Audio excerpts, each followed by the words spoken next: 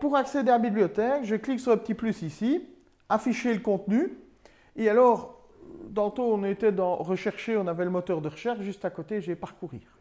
Parcourir me donne accès à la bibliothèque de Clevertouch. Sachez que cette bibliothèque, on ne sait pas la modifier, c'est-à-dire je ne sais ni ajouter ni supprimer des éléments.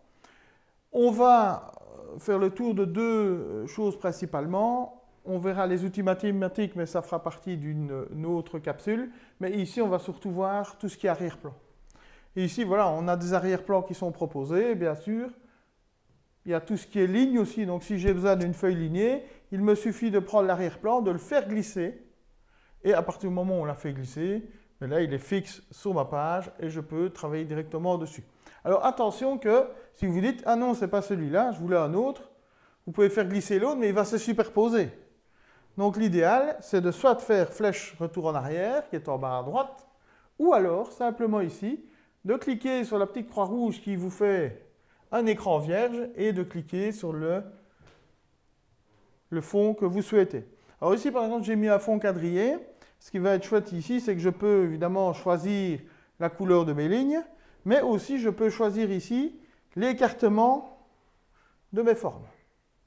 D'accord? Donc ça, c'est très pratique puisque ici, ben voilà, j'ai vraiment un fond quadrillé. Je peux le dimensionner comme j'ai envie. Et donc là, j'ai vraiment l'outil parfait pour pouvoir commencer à travailler. Alors sachez une chose qui est importante, c'est que lorsque j'ai fait ma feuille quadrillée, j'ai pu déterminer ce que je voulais. Ce qui va être intéressant, c'est que cette feuille qui est ici, ben je peux à tout moment copier la page et aller dans un autre document pour l'insérer.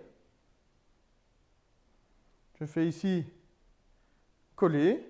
Vous allez voir que j'ai une page quadrillée maintenant qui s'est collée dans un autre document. Et donc, ce qui va être chouette ici, c'est éventuellement, moi je conseille toujours de créer un dossier modèle. Vous allez mettre vos quadrillages, vos lignes, votre abac ou tous les autres documents que vous utilisez régulièrement. Et à tout moment, plutôt que de le recréer à chaque fois, vous faites un copier-coller pour pouvoir le réutiliser.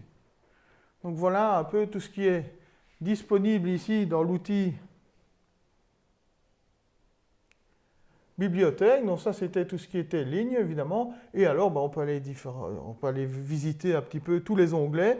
Vous allez voir, par exemple, ici, dans les formes, il vous propose un petit peu plus de formes que ce qui était proposé dans insérer une forme. Si vous insérez un carré ici, il se divise.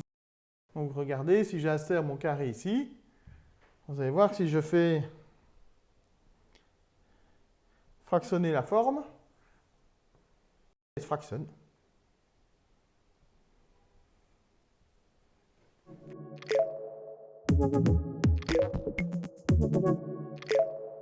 Thank you.